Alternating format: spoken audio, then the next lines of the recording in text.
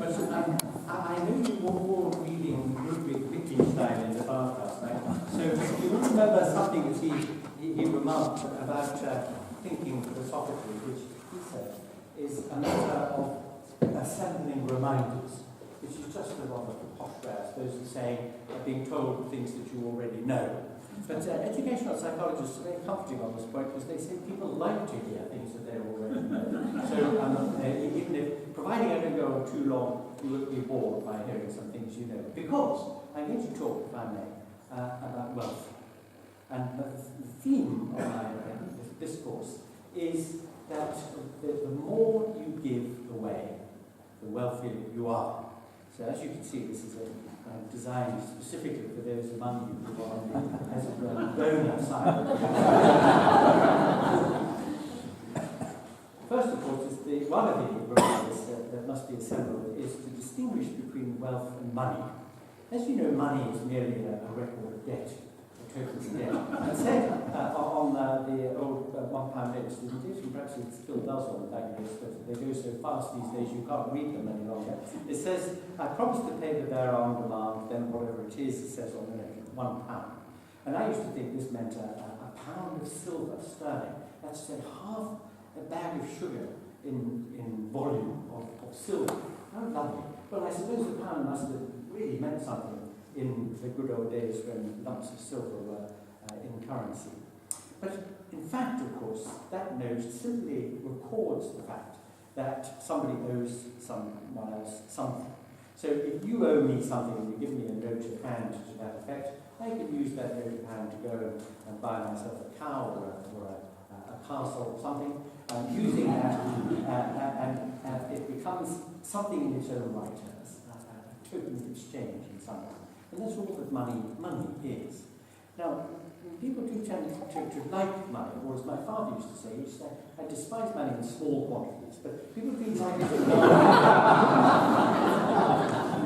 and when they have money in any quantity, I suppose, what it represents is part of the transferability of the wealth that they have, but only part.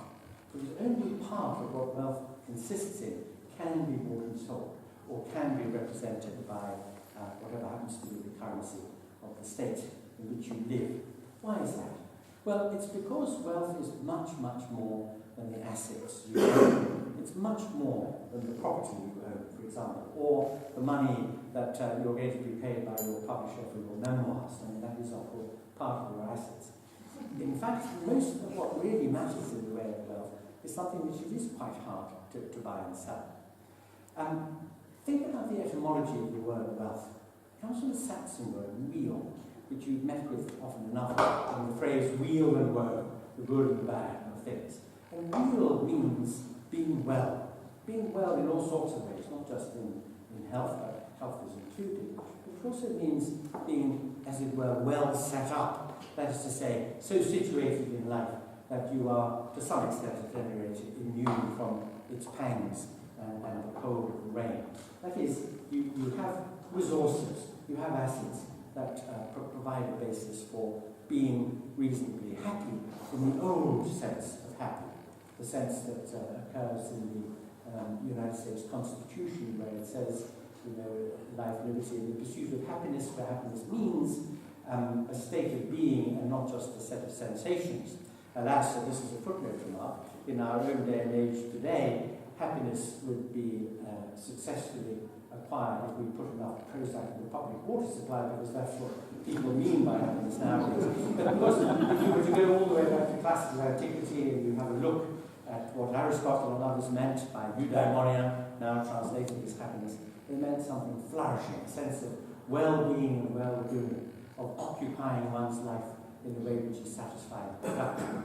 So in that sense of happiness, the word weal, or well, in Saxon meant happiness. And from it we get wealth. That is, happiness of being happy, being situated well. And that, of course, is not simply a matter of the houses you own, or the motor cars you own, or the stuff that you can buy and sell, but it means a place in life, a situation, a status, a set of relationships, a number of goals and objectives, a movement towards the realization of goals that really feel worthwhile to live. And you were probably, I know you were rather, you must have been now, I think you were rather busy in the bath last night, because you were probably also reading Herodotus. So you remember there's a story told early in Herodotus about the visit made by Solon, the great lawgiver of Athens, to the court of King Croesus of Lydia. And King Croesus was by far the richest individual of ancient times. Indeed, we still use the phrase today as rich as Croesus. And Croesus used to like his visitors be taken down by his servants to the treasury where they could see the great mass of wealth that he had. And when the visitor came up to dine with him, he would say, "But who, in your opinion, is the happiest man in the world?" And his guest would say, "Well, you, because you're a king and you're so rich." Solon said, when asked that question, he said, "Oh, well, I know somebody back in the suburbs of Athens." And the king was rather put out. "What?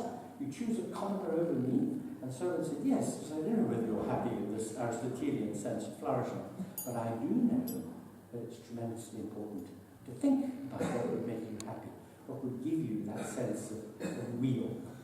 Because, he said, of the brevity of human life. Human life, he said, is less than 1,000 months long. Do the maths. If you live until you're 80, what's 12 times 80?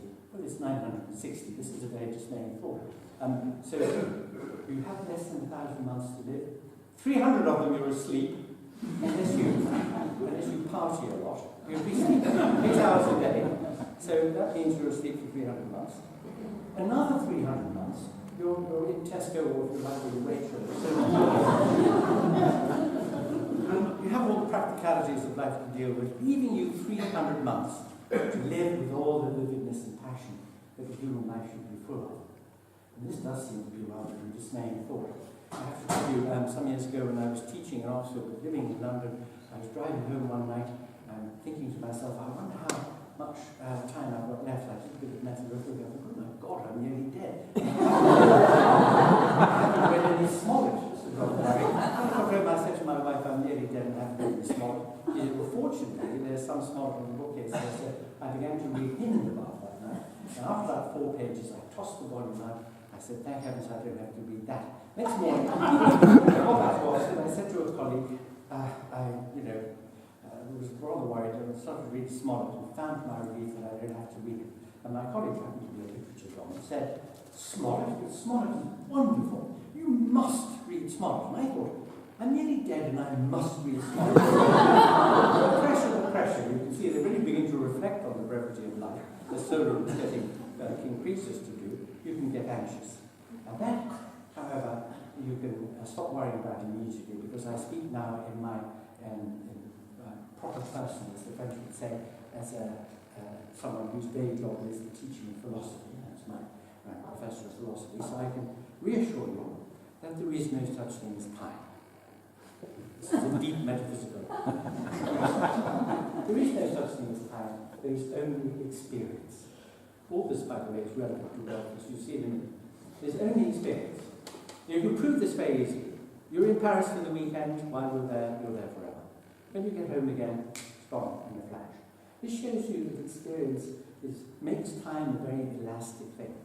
The more richly you live, the more experience you have, the more you enjoy your life, the longer you live. You live not 300 months, but 300 lifetimes if you live with experience. Remember what the narrator in Proust says? It says, when I was a little boy, my nanny used to take me to play in the Champs-Élysées. I hated it. It was a great big wide road, lots of dust and traffic. But if only I'd known all the lovers who'd strolled up and down under the trees, or those who'd sat on the benches and wept with grief, or the riots and revolutions that had taken place here, suddenly it would have burst into life, and it would have been a place of wonders, a great theatre of enjoyment. And if one experiences with that kind of richness, then of course life is very, very, very long in a wonderful and satisfying way. Now, what does this have to do with wealth? Well, precisely this, that those bits of the wealth one has that cannot be bought and sold, that is the wealth that comes from experience, from relationships, from the enjoyment of life, from the great sense of belonging to a world which, for all its tragedies and disasters and mayhems, there's also a place of extraordinary beauty and fascination also. The enjoyment of that is a great form of wealth. And when one finds oneself engaging with other people in that world, encountering them, making a difference to them as they might make a difference to you, that adds to your wealth. So think of this. If you have £1 million in the bank and you don't spend a penny, you're no different from a poor man. But if you have £10,000 in your pocket and you have a damn good holiday on the basis of it, then while you're doing it, not afterwards of course, but while you're doing it, you are one of the richest of people. Why? Because you are experiencing, because time has stopped and life has begun, because you're giving and spending and doing and making something which is experience, the making of experience. So the more you spend, the richer you are. The richer in the real kind of wealth. The more you give, the wealthier you are. Because the more satisfying life is to feel that you've made a difference to other people out there and around you. You've all heard that story, haven't you, about the fisherman who got into his canoe and went out and caught a fish and brought it back and gutted it and cooked it and ate it. And then he sat on the beach and he looked at the sea all day long. And he was spotted by a passing businessman who thought, this is no good. He went up to the fisherman and he said, why did you only catch one fish? The fisherman said, well, why would I catch more? The businessman said, well, if you caught more, you could have sold the surplus on the market. The fisherman said, why would I want to do that? And the businessman said, because then you've got money. And the fisherman said, what do I want with money? And the businessman said, well, you could invest it. Why would I want to invest it? Well, then you'll become rich. And why would I want to be rich? Well, because then you could sit on the beach all day.